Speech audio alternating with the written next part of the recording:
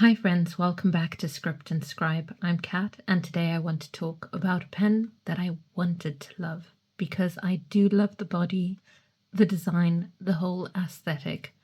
But my experience with the nib and feed on the Good Blue R615 has been tricky. And that's a real shame because there are so many brilliant reviews for this pen where people loved the nib and feed. So perhaps I got a dud one.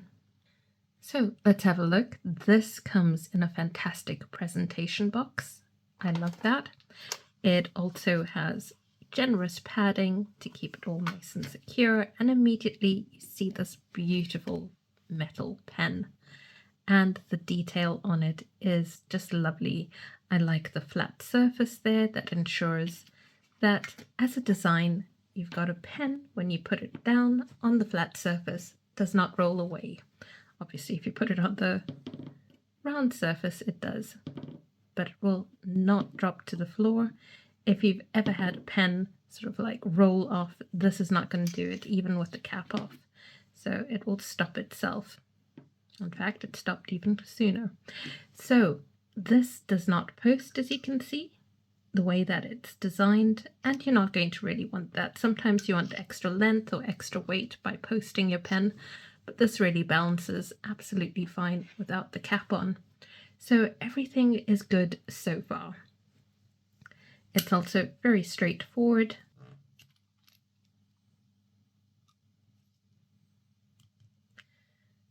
And you can just put in a cartridge or a converter, absolutely fine.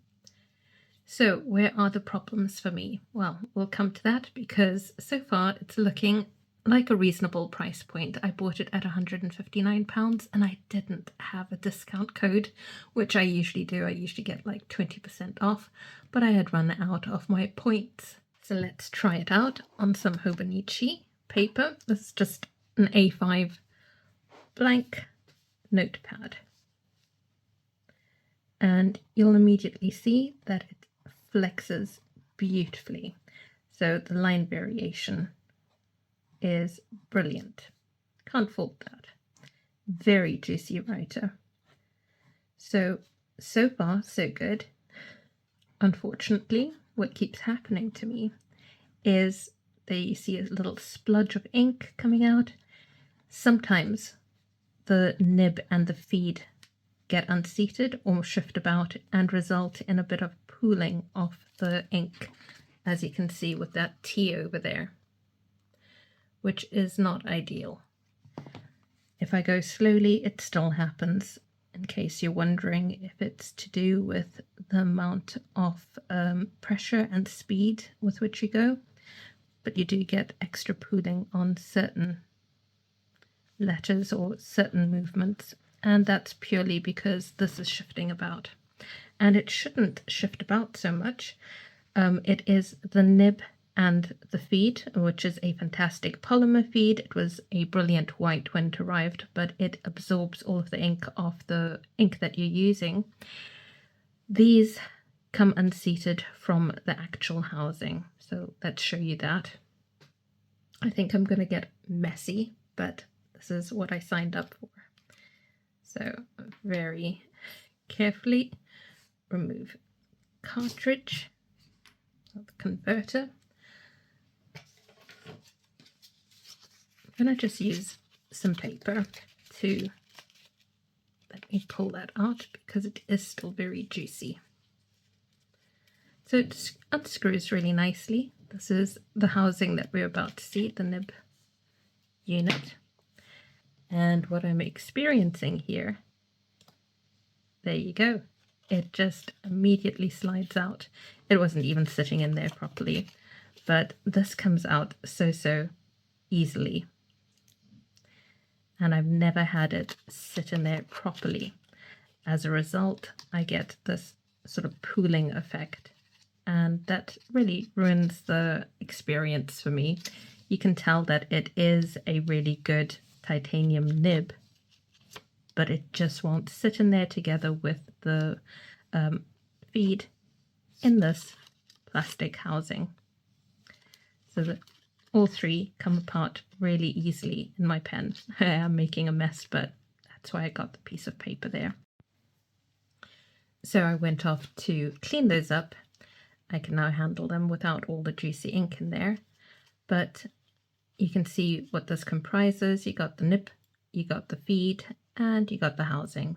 And simply, if this sat more securely, we would have a pen that wouldn't spurt ink out randomly when you're writing.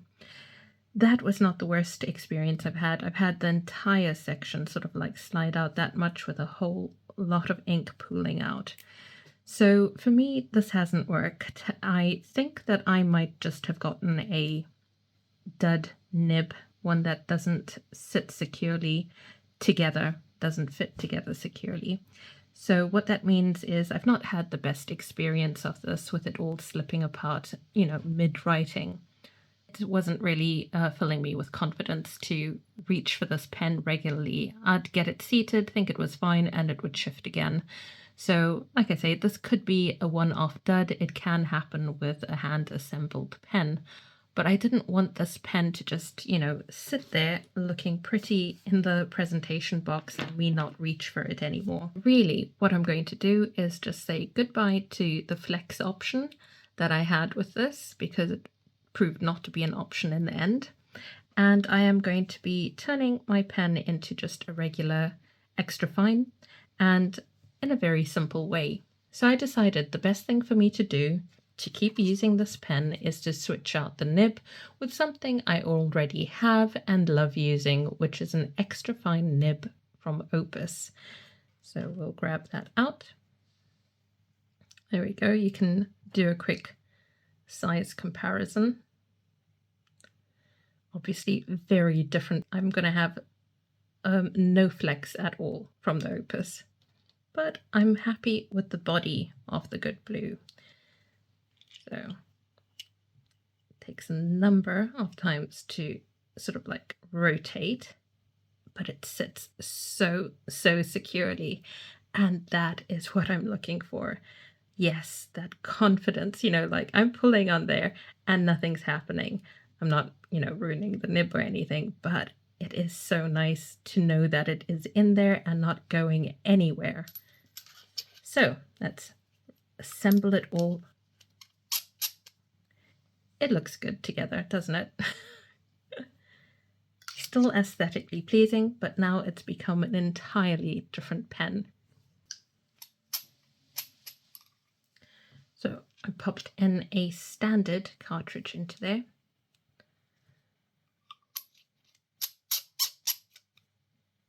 The Opus 88 number 12 nib works absolutely perfectly in this pen. In case you think, you know what, I've got a good working flex nib in my Good Blue, but I fancy a change. This one's really compatible with the R615. As you can see, it is sitting in there like it belongs. It totally changes the whole personality of the pen. Obviously, this is no longer a flex experience. An obvious change to it all, but you know, if you like me, you're also drawn to the gorgeous body and are looking for reliability, then you might want to make a swap if you ever fancy a change from your flex nib, or if your flex nib is being problematic like mine was. So would I buy this pen again? I would, but not at the price point of £159. For £159, I would expect this to be seated the way it should be. And I think if you got the pen with it working with no issues, with this nib unit behaving perfectly, you'd be happy with the £159 price tag that it had. But as for me, I had a totally different experience, so I would buy it at a lower price point. Certainly I don't feel that the nib worked for me at all, but you know, with a solid extra fine nib like this, the body is perfection. I do like the design of this. Really good body. So right now I'm happy with what I've got. I'm glad that I didn't give up on it. It's going to be part of my rotation again. I feel confident to use this pen. And I'm sure that the other nibs from the Good Blue would probably have suited this pen as well. But I just happen to have an Opus 88 nib around, and it is, behaving beautifully. So I'm happy now. Let me know in the comments what you think. Have you had a similar experience, or do you love your R615? Are you looking? Are you on the hunt for the perfect flex nib? And do you regularly switch out your nibs? Because I've only recently started doing that, and I'm really happy that I'm doing that. Because rather than, having to buy a new entire pen, you can change your experience purely by changing a nib. And I'm happy with that. Thanks so much for tuning in, and see you next time.